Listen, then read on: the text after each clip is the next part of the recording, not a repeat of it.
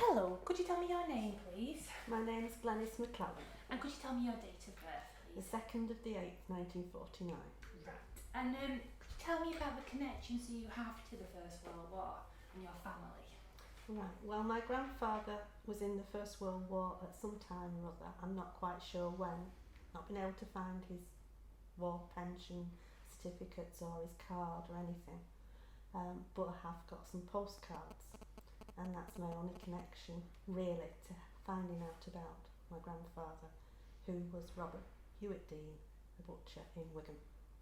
Right. And what did Robert Hewitt Dean do during the war? Well, according to the story he told his young children when he came back, because my mother was only 2 or 3 when the war started, he was still a butcher in the First World War, and apparently as live animals came on the train to where the front line was, he would help to slaughter them. Only one time a lamb looked at him and barred, and he didn't slaughter anymore, he just did the butchery side. That's the tale he told them. Whether it's true or whether it was just a nice story to tell the children, I'm not sure. Right.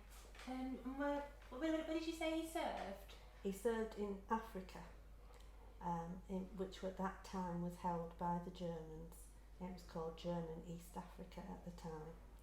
And all I know from an elderly cousin was that he landed in Dar es Salaam, which is on the east coast of Africa, and must have been attached to a territorial army or the North Lancs Regiment, North Loyal Regiment. And have you done any of your own personal research into?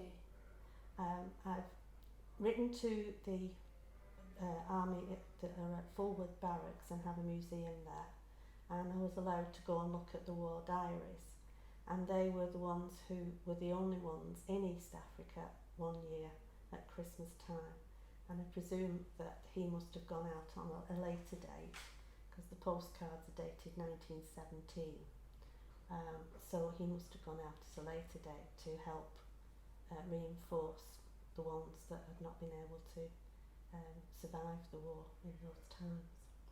And the research that you did it give you any more information about what life might have been like, possibly, for your...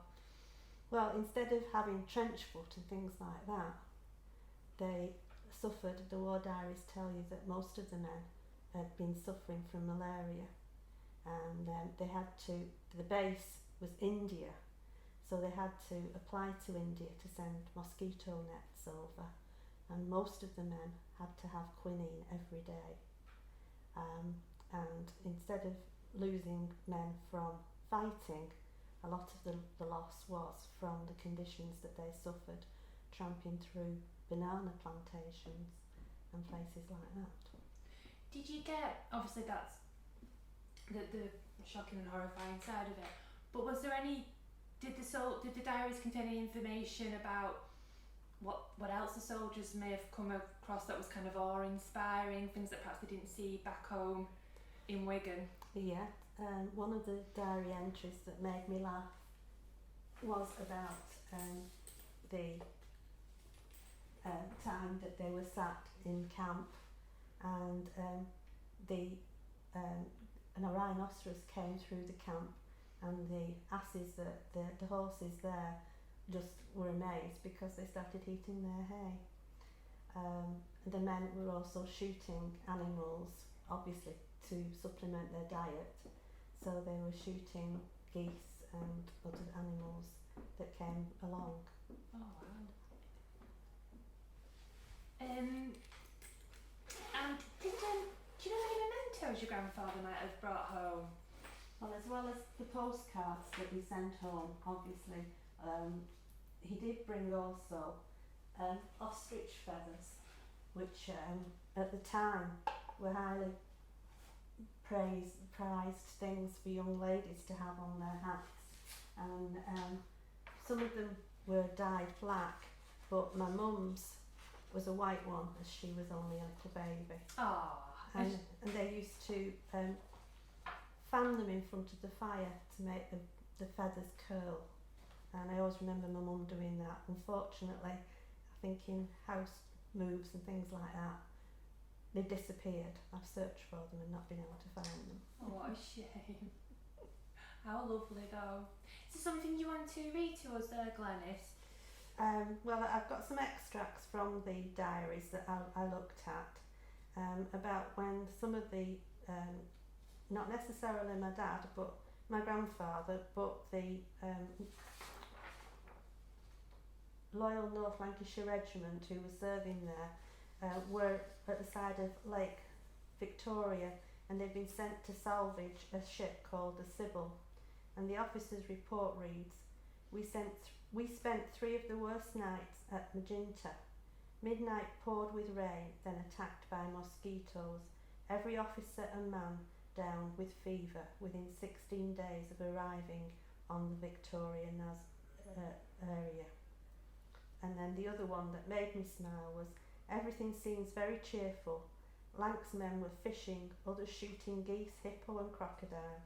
At night, monotony varied by hippos strolling into camp. Imagine a mule, which had never before seen anything bigger than a bullock, seeing a hippo eating its hay. Lovely. Do you remember your granddad? No, unfortunately, my granddad died in 1928. So my mum would only have been 15 then. But she always said, especially on the 11th of November, that her mum always said, Grandad was never the same when he came back from war. And I think the war led to his early death. What did he die of, Glenys? Bronchial pneumonia, but I think it was his chest that was weak after all the illnesses they'd suffered. They actually pulled the men out of German East Africa at one time for them all to recruit, and then sent them back again. And why do you think it's important your grandfather's story is told?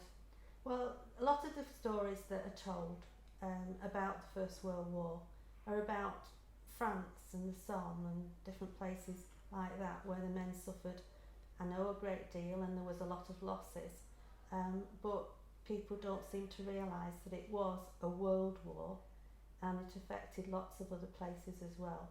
And what happened in Africa was the case of the Germans pursued this lot of British soldiers and the Indian people, the Indians who were helping the British, just to keep them out of the way from the French area.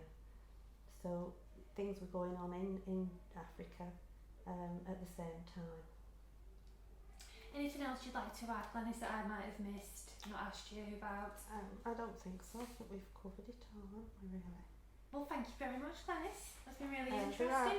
There are books that I've used that give you a background. One of them was Tip and Run by Edward Pace, and another one was The First World War in Africa by